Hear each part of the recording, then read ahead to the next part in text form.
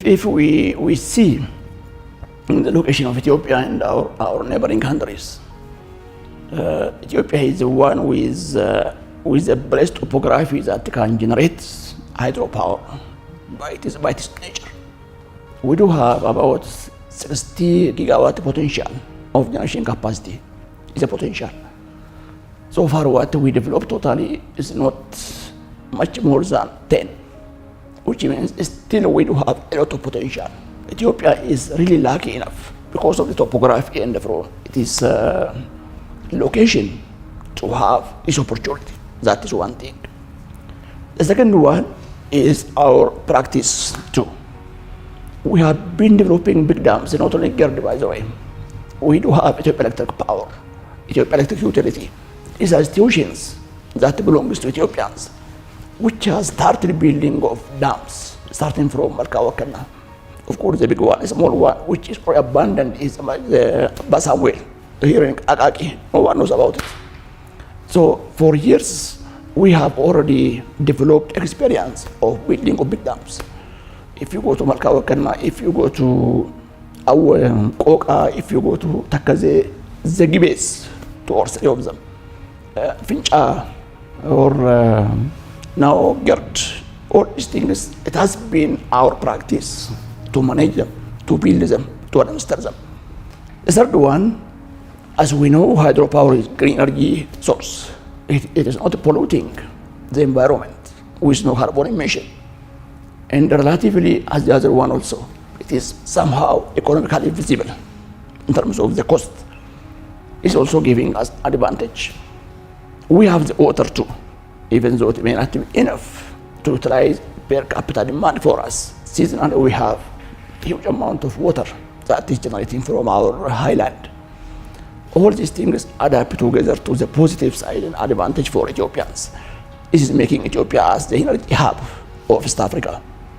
If we really work hard together, even we can be the energy hub of Africa, only from hydropower.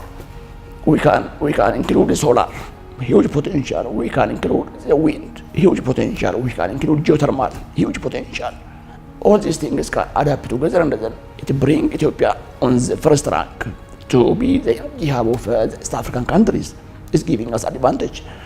So the other part, which are on our neighbors, they are the opposite.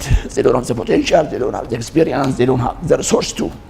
So the only way they can utilize renewable energies if they get connected to Ethiopia. That is giving us more chance, and I think that is what we have to invest more to address this kind of issue in such a way that we can be leading energy supplier in East Africa too.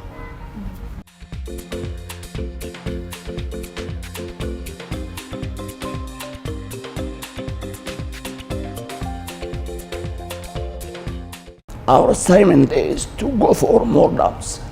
We have to build dams. We have to generate more energy. When we are demanding more energy, we are releasing more water. This demand for energy is not only from the neighbors, most of them are from the local industries, from individuals, from different purpose that we have to do it. So the main work or the main assignment better lies to the Ethiopians. Globally, if you see today, we can imagine what's going on in Iran, US, Israel, and so all those kind of conflict.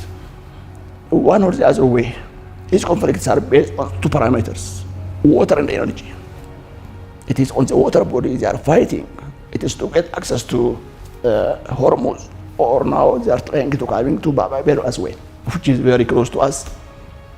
It is dealing with approaching to the water body is mandatory for nations because they know what does it mean. The second one is the energy one. That is also what we have been suffering recently, the last three or 4 months after breakout of the war, that we are not getting sufficient fuel. This is energy issue. Then Ethiopia should have alternative for that. Then how should we manage this kind of crisis? We started a very good job in terms of the controlling the diesel-based vehicles. It is already banned in Ethiopia. So we are encouraging the EV ones, electric vehicles. So it is not only encouraging electric vehicles, very important. We need to have energy infrastructure. We need to have sufficient energy supply for these vehicles to come and utilize. For heavy trucks, it is a must for us to have them.